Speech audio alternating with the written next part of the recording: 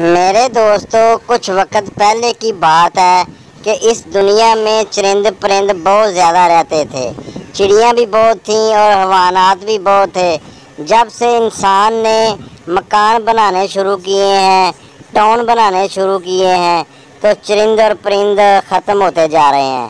اور جب فصلیں کاشت کرتے ہیں اس میں بھی زہر ملاتے ہیں، کھادیں ڈالتے ہیں، وہ پانی یہ چرند اور پرند پیتے ہیں، اس سے ان کی موت واقع ہو رہی ہے۔ انسانوں نے اپنے لیے تو آسانیاں پیدا کر لی ہیں، مگر یہ چرندوں اور پرندوں کے لیے زندگیاں مشکل کر دی ہیں اور یہ ختم ہوتے جا رہے ہیں۔